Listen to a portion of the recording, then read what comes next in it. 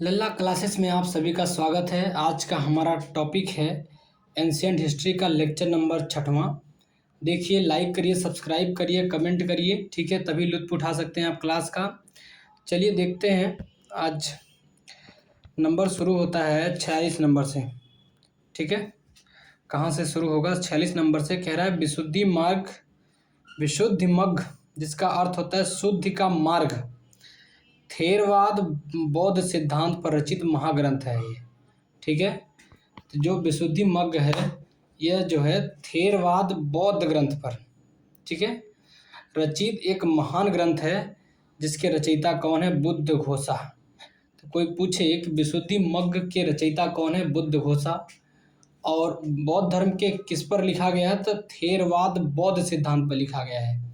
थेरवाद के बौद्ध सिद्धांत पर बुद्ध घोष ने विशुद्धि मग्ग लिखा है।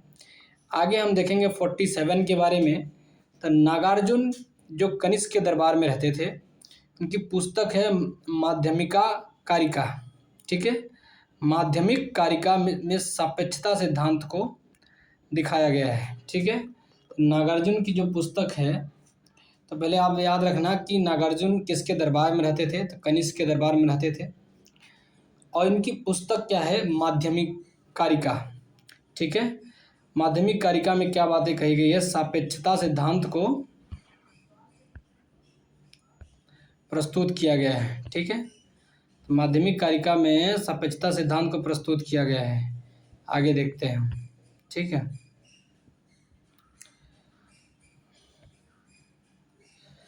कह रहा है नागार्जुन ने चीन की यात्रा कर वहाँ बौद्ध शिक्षा प्रदान करी थी।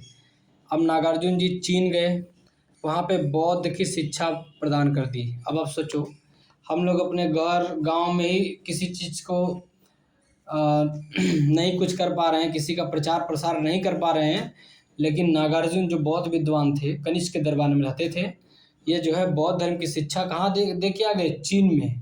सोचो, पहले के लोग कितने मेहनती होते थे और किसी चीज़ को यदि मानते थे तो कितने अच्छे से मानते होंगे। सोचो, उनके लिए, बौद्ध धर्म के लिए कितना ज्ञान के साथ साथ कितनी दृढ़ता रही होगी कि मैं बौद्ध धर्म को ही पालता हूँ तो उसकी प्रचार करने जाऊँगा। और चाइना चले गए।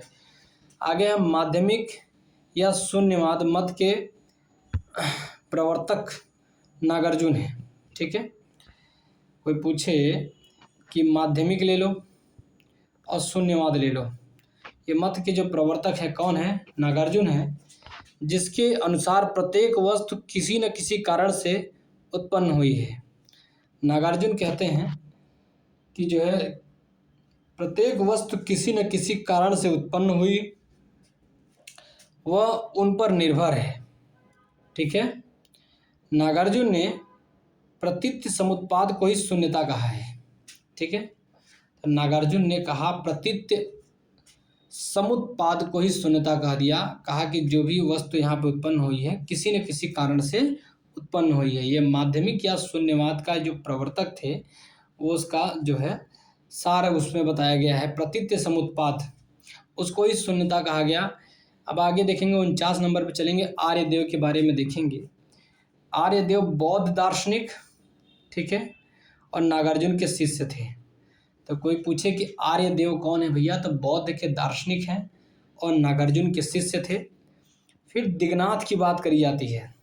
दिगनाथ जो है बौद्ध विचारक हैं, अच्छा, और परमाणु समुच्चय की रचना की। दिगनाथ जी जो है बौद्ध विचारक भी हैं और परमाणु समुच्चय की क्या कर रहे हैं? रचना की उन्होंने, ठीक है। तो कोई पूछे कि परमाणु समुच्चय किसने लिखा है? तो दिगनाथ ने। किस धर्म से संबंधित है? तो बौद्ध धर्म से, याद रखना।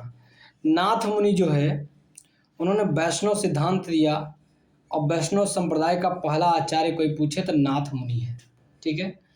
वैष्णव संप्रदाय का पहला आचार्य कोई पूछे कौन है तो आप क्या बताओगे? बोलो, नाथ मुनि। और जो वैष्णव विद्वान थे, नेक्स्ट आप देखेंगे 50 नंबर पे बल्लभी जो कहाँ पड़ता है? पहले याद रखना कि बल्लभी गुजरात के काठियावाड़ क्षेत्र में पड़ता है, ठीक है। जब भी हम गुजरात के काठियावाड़ क्षेत्र में जाएंगे तो बल्लभी देखने को मिलेगा। हिनयान बौद्ध धर्म की शिक्षा का प्रमुख केंद्र था। तो हीनयान पूछेंगे तो बौद्ध धर्म की शिक्षा का प्रमुख केंद्र था। किस धर्म से संबंधित है हीनयान? तो बौद्ध धर्म से। ठीक है, तो याद रहना चाहिए कि वल्लभी जो था वो हीनयान बौद्ध धर्म की शिक्षा का प्रमुख केंद्र था। जब आप वल्लभी में जाते, गुजरात के काठियावाड़ क्षेत्र में पड़ता है ये, तो वहाँ पे आपको हीनयान बौद्ध धर्म की शिक्षा मिलती। ठीक है, आगे देखेंगे 5वीं शताब्दी के मध्य गुप्तों के समय में नालंदा विश्वविद्यालय अस्तित्व में आया। ठीक है, जो नालंदा विश्वविद्यालय अस्तित्व में आया कब आया? 5वीं शताब्दी के मध्य आया था। गुप्तों के समय में नालंदा विश्वविद्यालय अस्तित्व में आया। और इसके संस्थापक कौन हैं? तो कुमारगुप्त प्रथम हैं। संस्थापक देखेंगे नालंदा विश्वविद्यालय के तो कुमारगुप्त प्रथम आपको देखने को मिलेगा। ठीक है, कुमारगुप्त प्रथम सर्वप्रथम नालंदा बौद्ध विहार को दान दिया।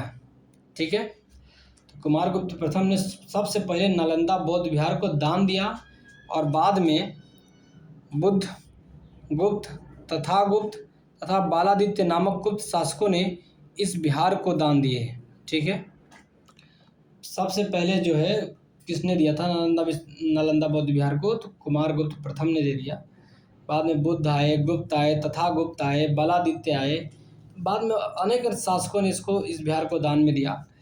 कुमारगुप्त प्रथम, शक्रादित्य या फिर महेंद्रादित्य, इनका जो शासन काल टाइम था 415 से लेकर के 415 से 455 ईस्वी में। ठीक है, देखेंगे आगे 12वीं शताब्दी के अंत तक नालंदा महाविहार का पतन हो गया। ठीक है, अब बन कब रहा है? तो आपको सोचो कि 5वीं शताब्दी में बन रहा है और दान में दिया गया था 5वीं शताब्दी में। इसका पतन कब हो जा रहा है? तो 12वीं शताब्दी के अंत तक नालंदा महाविहार का पतन हो गया। महाविहार को राजकीय प्रश्रय मिलना बंद हो गया था। ठीक है, तो नालंदा महाविहार बंद होने का कारण क्या था? तो राजकीय प्रश्रय मिलना बंद हो गया था। ठीक है, जो शासक लोग होते थे इसको पैसे नहीं देते थे, फंड नहीं देते थे, ध्यान नहीं देते थे। ठीक है, धर्मपाल ने विक्रमशिला विश्वविद्यालय की स्थापना करी। अब धर्मपाल नाम का एक व्यक्ति है जिसने विक्रमशिला विश्वविद्यालय की स्थापना करी।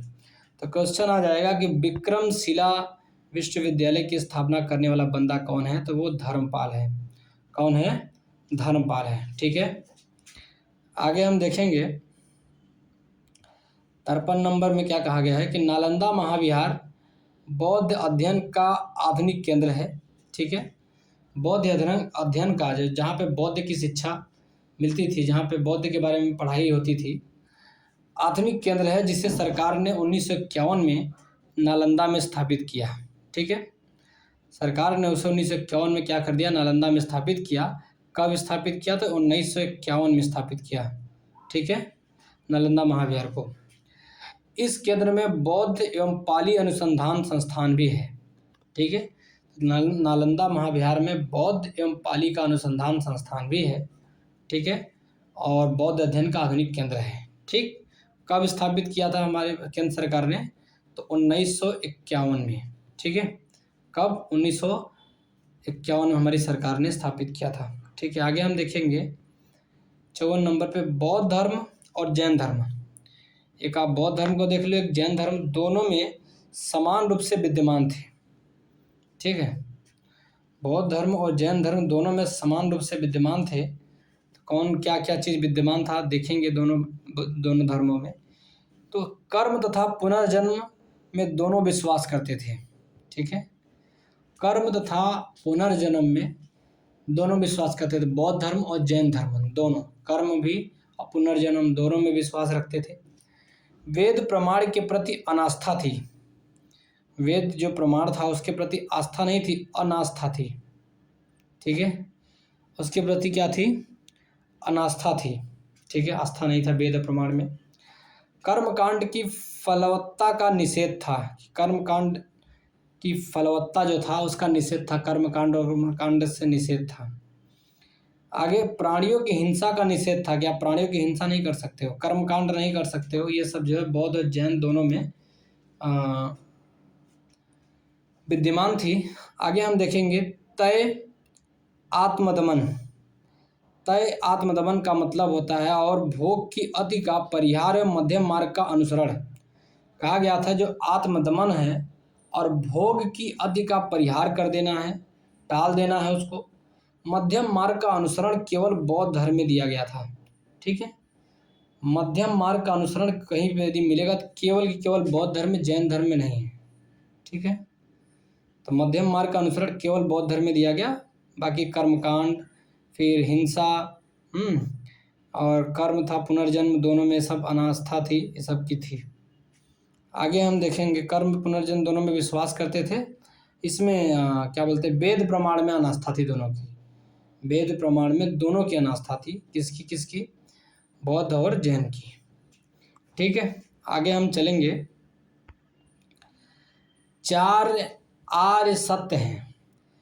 कितने आर्य सत्य हैं? 4। पहला क्या है कि दुख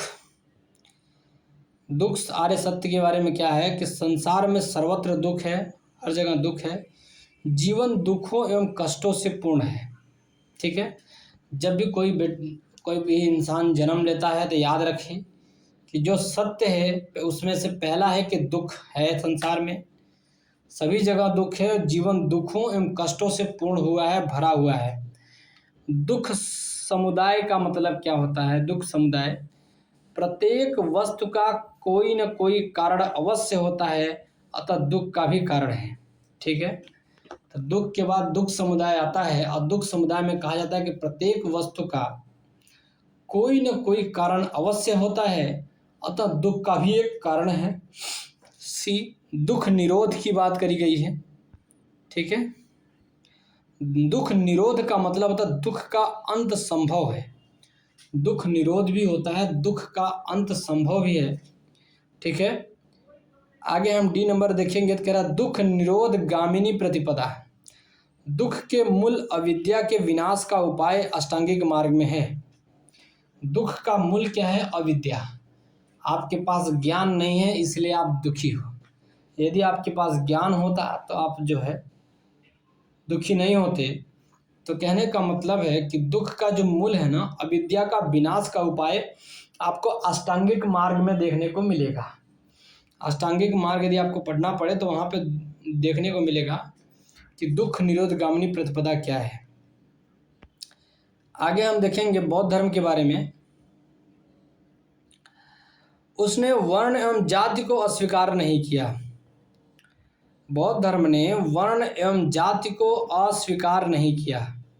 ठीक है, वर्ण और जाति को अस्वीकार नहीं किया बुद्ध ने।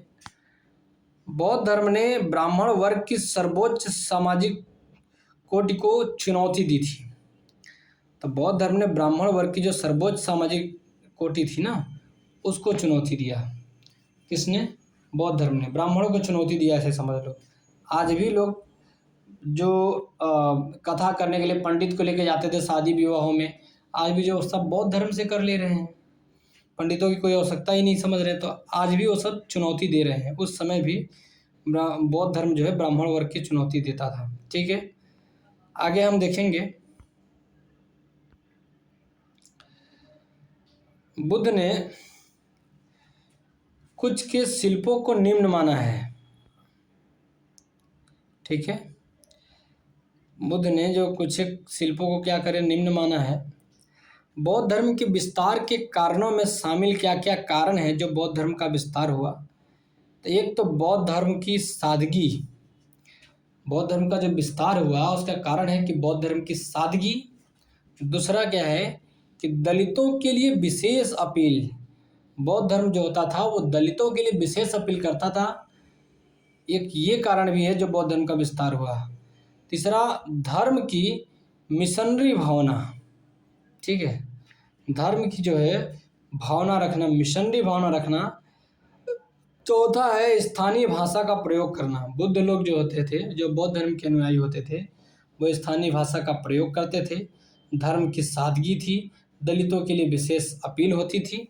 ठीक है, और मिशनरी की, धर्म की मिशनरी की भावना का प्रयोग करते थे। आगे हम देखेंगे 58। आरंभिक मध्ययुगीन समय में बौद्ध धर्म का पतन किस कारण हुआ? उस समय तक बुद्ध विष्णु के अवतार समझे जाने लगे। ठीक है, जब तक उसके पतन का कारण आया, बौद्ध धर्म का पतन किस कारण हुआ, तो उस समय तक बुद्ध जो है विष्णु के अवतार समझे जाने लगे। कहा गया तो विष्णु के अवतार हैं। ठीक है, आगे 59 नंबर देखेंगे। सौत्रांतिक और समितीय जैन मत के संप्रदाय नहीं अपितु बौद्ध मत के हैं। कहने का मतलब है कि एक सौतांत्रिक ले लो और समिति जो है, सौतांत्रिक और समिति, ठीक है, यह संप्रदाय बौद्ध धर्म के हैं। किसके हैं? बौद्ध धर्म के। सौतांत्रिक और समितीय दोनों संप्रदाय जो है ये बौद्ध मत के संप्रदाय हैं। ठीक है, आगे हम देखेंगे। सर्वस्तिवादियों की मान्यता थी, क्या मान्यता थी, कि दृग्विषय या फिनोमिना के अवयव पूर्णतः क्षणिक नहीं है अपितु अव्यक्त रूप से सदैव विद्यमान रहते हैं। सर्वस्तिवादियों की मान्यता थी कि जो दृग्विषय हैं या तो फिनोमिना के अवयव जो है पूर्णतः क्षणिक नहीं है अपितु अव्यक्त रूप से सदैव विद्यमान रहते हैं। आगे देखेंगे। चैत्य पूजा स्थल होता है। चैत्य क्या होता था? एक पूजा का स्थल होता है, जबकि विहार निवास का स्थान है। ठीक है, जहाँ पे चैत्य में लोग क्या करते हैं कि पूजा का स्थल होता है, चैत्य जिसको बोलते हैं। ठीक है, जहाँ मंदिर वंदिर हो गया या कुछ भी हो गया, पूजा स्थल है चैत्य। बिहार में निवास करते थे लोग, बिहार में जो लोग निवास करते थे। 61 नंबर देखेंगे। गुंटुपल्ली, ये तो आंध्रा में है। गुंटुपल्ली में चट्टानों को काटकर प्रारंभिक चैत्यगिरी का मतलब पूजा स्थल और विहारों का निर्माण किया गया, रहने का स्थल बनाया गया। कहाँ पे? गुंटुपल्ली कहाँ पड़ता है? ये आंध्र प्रदेश में पड़ता है और चट्टानों को काट करके बनाया गया है। आगे हम देखेंगे। पूर्वी दक्कन के चैत्य और बिहार सामान्यतः चट्टानों को काट करके बनाए गए हैं। तो जो दक्कन का क्षेत्र है ना, पूर्वी दक्कन का जो चैत्य विहार जो बनाए गए हैं, सामान्यतः चट्टानों को काट करके बनाया गया है। आगे हम देखेंगे 62 नंबर पे। मध्यकाल में बौद्धों की वज्रयान शाखा सबसे अधिक प्रभावशाली थी। ठीक है,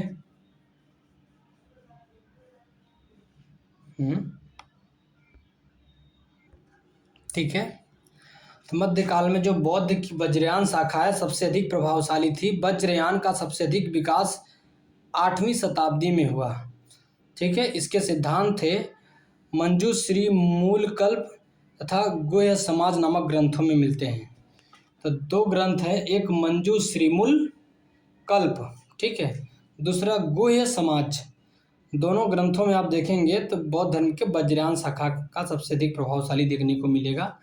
आगे हम देखेंगे जैन धर्म के बारे में। ठीक है, तो जैन धर्म के बारे में देखेंगे क्या जैन धर्म में कहा गया है। जैन धर्म के मूल संस्थापक थे फर्स्ट तीर्थंकर ऋषभदेव, जिसका नाम आदिनाथ भी था। ठीक है, तो जैन धर्म के मूल संस्थापक के बारे में पूछेंगे तो फर्स्ट तीर्थंकर हैं ऋषभदेव या तो आदिनाथ थे। ठीक है, आगे हम देखेंगे। महावीर जैन धर्म के 24वें तीर्थंकर थे, जिन्हें 6ठी शताब्दी ईसा पूर्व में जैन धर्म का प्रसार किया जिन्होंने। ठीक है, तो 6ठी शताब्दी ईसा पूर्व में महावीर जैन धर्म का प्रसार किए।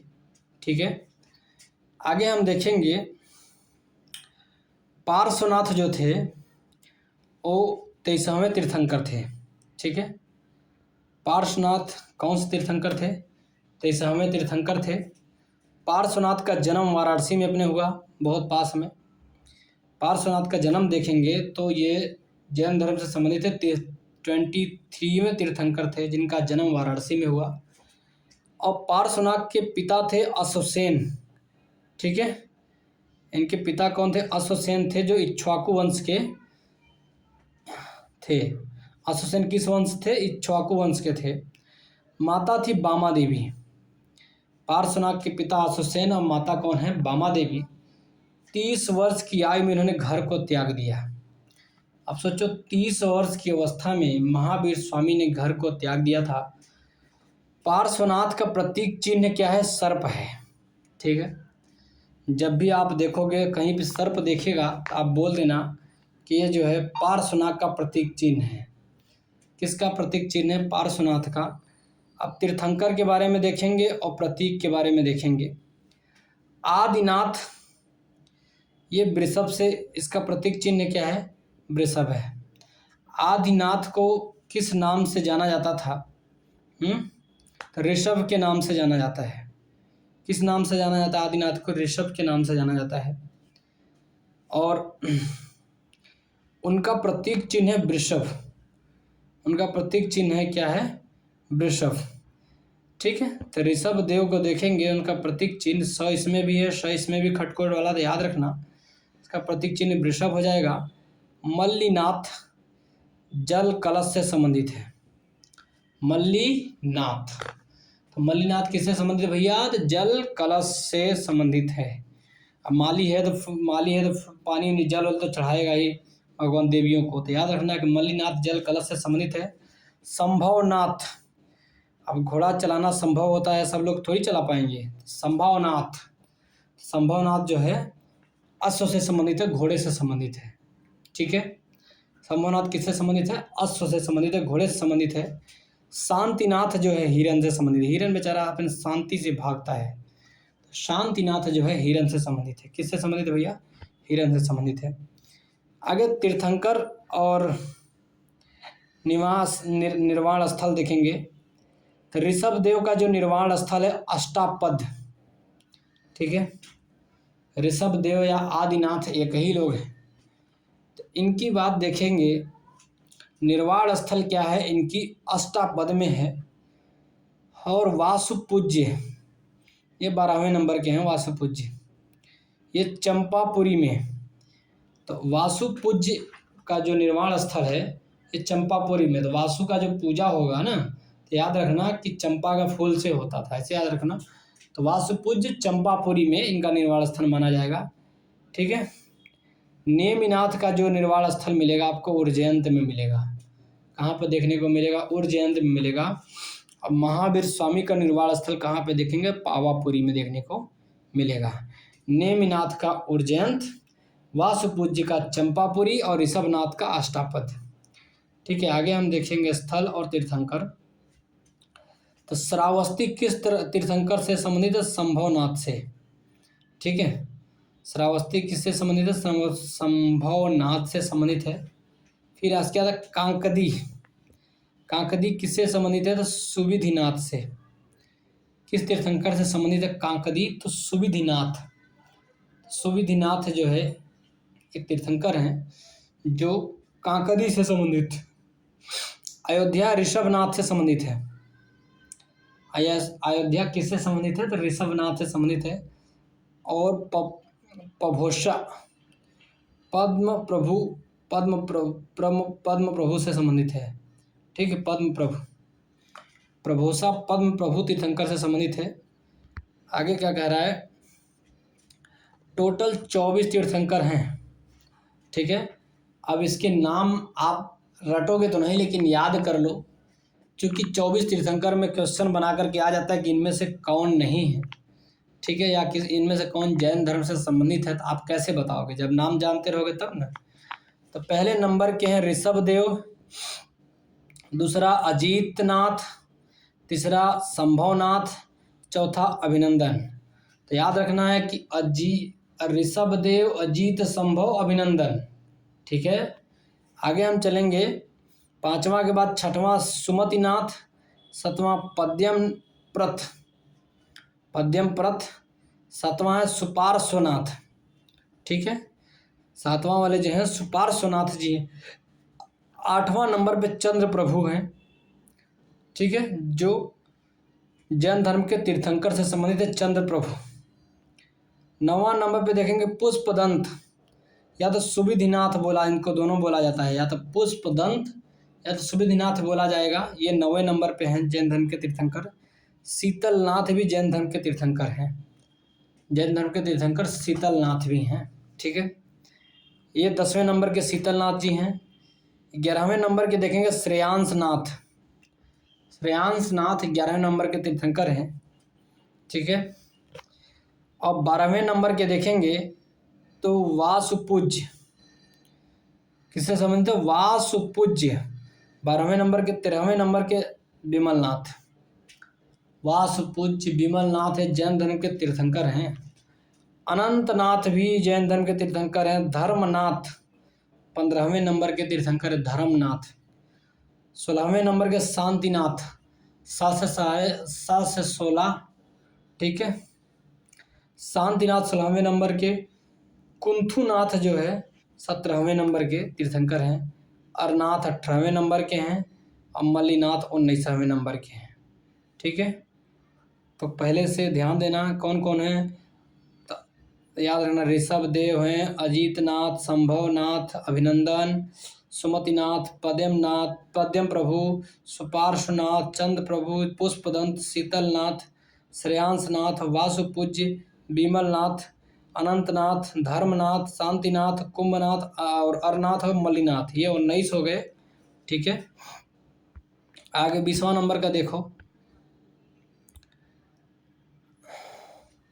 मुनिव्रत, जिसको बोलते हैं मुनि सुब्रत, जिसको बोलते हैं मुनि सुब्रत, ये 20 नंबर पे। 21 नंबर पे नमीनाथ, 22वें नंबर पे नेमिनाथ, अरिष्टनेमी। तो 21 नंबर पे नमीनाथ करके हैं और 22वें नंबर पे नेमिनाथ या तो अरिष्टनेमी हैं। 23वें नंबर पे पार्श्वनाथ हैं और 24वें नंबर पे महावीर स्वामी हैं, ठीक है। तो हमको महावीर स्वामी के बारे में देखना है कि इनका जन्म कहाँ हुआ था भैया। ये है महावीर स्वामी, इनका जन्म कुंडग्राम वैशाली में 599 BC में हुआ। 599 BC में हुआ। इनकी माता, महावीर की माता त्रिशला देवी, जो लिच्छवी राजा चेटक की बहन थी। महावीर की जो माता थी क्या थी? त्रिशला थी, जो लिच्छवी राजा चेटक की बहन थी, राजकुमारी थी। और त्रिशला का विवाह किससे हुआ? इनके पिता सिद्धार्थ से होता है। माता कौन है? त्रिशला। इनके पिता महावीर के सिद्धार्थ, और ज्ञात्रिक कुल से। सिद्धार्थ किस कुल से थे भैया? तो ज्ञात्रिक कुल से थे। और महावीर के जो बड़े भाई है नंदीवर्धन है। महावीर के बड़े भाई कौन है भैया? तो नंदीवर्धन है। और आगे देखेंगे मोक्ष, जो निर्वाण की प्राप्ति जो होती है महावीर को, वो पावापुरी में होती है। कहाँ पे होती है भैया? तो महावीर को मोक्ष निर्वाण की प्राप्ति होती है पावापुरी में होती है। आगे हम देखेंगे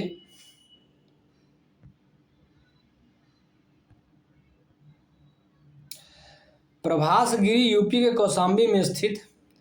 तो यूपी के कौशाम्बी में एक जगह स्थित है प्रभासगिरी, जैन धर्म का तीर्थस्थल है, जो 6वें तीर्थंकर पद्म प्रभु का है। 6वें तीर्थंकर जो है पद्म प्रभु का है। क्या? प्रभासगिरी। प्रभासगिरी यूपी के कौशाम्बी में स्थित है, जो 6वें तीर्थंकर जो है पद्म प्रभु से संबंधित है। आगे, जैन धर्म में पूर्ण ज्ञान के लिए कैवल्य शब्द का प्रयोग किया गया है। जैन धर्म में पूर्ण ज्ञान के लिए किस शब्द का प्रयोग किया गया भैया? तो कैवल्य शब्द का प्रयोग किया गया है। और साल वृक्ष के नीचे साल वृक्ष प्लस फलतः केवलिन कहलाए। ठीक है, जब जैन धर्म का पूरा ज्ञान हो गया तो क्या कहा गया? उनको केवलिन कहा गया। 12 जब इनको महावीर स्वामी को 12 वर्ष के कठोर तप करते हैं, तो जिरंबिका गांव के समीप ऋजुपालिका नदी के तट पे कैवल्य की प्राप्ति होती है। ठीक है, 12 वर्षों के कठोर तप करने के बाद, अब सोचो जब कोई इंसान का तपस्या होता है, किसी चीज़ को करने के लिए लक्ष्य होता है, उसके कठोर तप करना पड़ता है। इन्होंने 12 वर्ष कठोर तप किया, तब जाकर के जिरंबिका गांव के समीप ऋजुपालिका नदी के तट पर इनको पूर्ण ज्ञान की प्राप्ति हुई। आगे, जैन धर्म में मोक्ष के लिए साधन सम्यक धारण या दर्शन, सम्यक चरित्र एवं सम्यक ज्ञान, इनको त्रिरत्न की संज्ञा दे दी गई है। जैन धर्म के मोक्ष के लिए 3 साधन है। एक सम्यक धारण, या तो आप दर्शन धारण कर लो, सम्यक चरित्र एवं सम्यक ज्ञान। ठीक है, आगे हम देखेंगे अणुव्रत सिद्धांत का प्रतिपादन जैन धर्म में है। ठीक है, अणुव्रत सिद्धांत का प्रतिपादन किसने किया? तो जॉन, ये जो है जैन धर्म से संबंधित है। जैन धर्म में 5 महाव्रत हैं। अहिंसा, सत्य, ब्रह्मचर्य, अस्तेय, अपरिग्रह। अहिंसा, सत्य 2, ब्रह्मचर्य, अस्तेय और अपरिग्रह, ये जैन धर्म में 5 महाव्रत हैं। आगे हम देखेंगे स्यादवाद सिद्धांत या तो अनेकवाद सिद्धांत जो संबंधित है, ये जैन धर्म का है। स्यादवाद और अनेकवाद सिद्धांत उस जो है ये जैन धर्म से संबंधित है। साम्यवाद को सप्तभंगीय के नाम से जाना जाता है। साम्यवाद को किस नाम से जाना जाएगा भैया? तो सप्तभंगीय के नाम से जाना जाएगा। और यह ज्ञान की सापेक्षता का सिद्धांत है। ठीक है, यह ज्ञान की सापेक्षता का सिद्धांत है। साम्यवाद सिद्धांत जो है ज्ञान की सापेक्षता का सिद्धांत है। ठीक है, आगे हम देखेंगे जैन दर्शन अनुसार समस्त विश्व जीव तथा अजीव नामक 2 नित्य एवं स्वतंत्र तत्वों से मिलकर बना है। जैन धर्म का कहता है कि समस्त जो विश्व है ना, और जीत तथा अजीत नामक 2 नित्य तत्व स्वतंत्र तत्वों से मिलकर बना है। कौन कौन से? जीव और अजीव। जीव और अजीव के नाम तत्व नाम से बना है जैन धर्म। जीव चेतन तत्व है, जबकि अजीव अचेतन जड़ तत्व है। यहाँ जीव से तात्पर्य उपनिषदों की सार्वभौमिक आत्मा से न होकर व्यक्तिगत आत्मा से है। ठीक है, आगे हम देखेंगे जैन मतानुसार आत्माएं अनेक छोटी हैं तथा सृष्टि के कण कण में जीवों का वास है। जैन धर्म के अनुसार बताता है कि आत्माएं बहुत छोटी हैं, आत्माएं अनेक होती हैं तथा सृष्टि के कण कण में जीवों का वास है। जैन दर्शन के अनुसार सृष्टि की रचना, पालन पोषण सार्वभौमिक विधान से हुआ है। इसका कोई संचालन या नियंत्रण करता नहीं है। जैन दर्शन के अनुसार सृष्टि की जो रचना, पालन पोषण के सार्वभौमिक जो निधान हुआ है, इसका कोई संचालक या नियंत्रण करता है ही नहीं। आगे हम देखेंगे 14 नंबर कह रहा है कि अनेकांतवाद जैन धर्म का क्रोध सिद्धांत एवं दर्शन है। इसे सप्तभंगी सिद्धांत भी कहते हैं। ठीक है, अनेकांतवाद जो है जैन धर्म का सप्तभंगी सिद्धांत भी है। आगे हम देखेंगे जैन धर्म में ईश्वर की कल्पना नहीं की जाए गई। यह संसार नित्य और शाश्वत है। जैन धर्म में ईश्वर की कल्पना नहीं की गई है। यह संसार नित्य है और शाश्वत है। इसमें किसी समय प्रलय नहीं होता है। जैन धर्म में ईश्वर की कल्पना नहीं करी गई है। यह संसार नित्य है और शाश्वत है। इसमें किसी समय प्रलय नहीं होता है जैन धर्म में। ठीक है, आगे कह रहा है कि यापनीय जो है जैन धर्म का एक गुरु संप्रदाय है, जिसकी उत्पत्ति यद्यपि दिगंबर संप्रदाय से हुई है। तो ये जो यापनीय है, ये जैन धर्म का एक संप्रदाय था। ठीक है, जिसकी उत्पत्ति दिगंबर संप्रदाय से हुई है। यापनीय की, यापनी जैन धर्म का एक जो है क्या था? संप्रदाय था, जिसकी उत्पत्ति हुई थी दिगंबर संप्रदाय से होती है। आगे हम देखेंगे स्थानकवासी श्वेतांबर जैनों का एक संप्रदाय है। तो स्थानकवासी जो श्वेतांबर है वो जैनों का एक संप्रदाय है। ठीक है, और यापनी भी जैन धर्म का दिगंबर का एक संप्रदाय है। ठीक है, आगे हम देखेंगे 14 पूर्व प्राचीन जैन ग्रंथ है। अंतिम नंद राजा के समय में संभूति विजय तथा भद्रबाहु जैन संघ के अध्यक्ष थे। तो भद्रबाहु क्या थे भैया? तो जैन संघ के अध्यक्ष थे। ठीक है, यही महावीर द्वारा प्रदत्त 14 पूर्वों को जानने वाले अंतिम व्यक्ति थे। कहने का मतलब है कि 14 पूर्वा जो है महावीर ने लिखा होगा उसको। ठीक है, 14 पूर्वा को अंतिम मतलब 14 पूर्वों को जानने वाले अंतिम व्यक्ति। ठीक है, कहने का मतलब है कि ध्यान से सुनो, भद्रबाहु जैन संघ के अध्यक्ष थे तथा यही महावीर द्वारा प्रदत्त 14 पूर्वों को जानने वाला अंतिम व्यक्ति है। ठीक है, तो महावीर ने जो 14 पूर्वा लिखा है ना, उसको जानने वाला अंतिम व्यक्ति कौन है? भद्रबाहु। कौन है? भद्रबाहु है। ठीक है, आगे हम देखेंगे 19 नंबर पे क्या है। प्रारंभिक जैन साहित्य किस भाषा में लिखे गए हैं? तो अर्ध मागधी।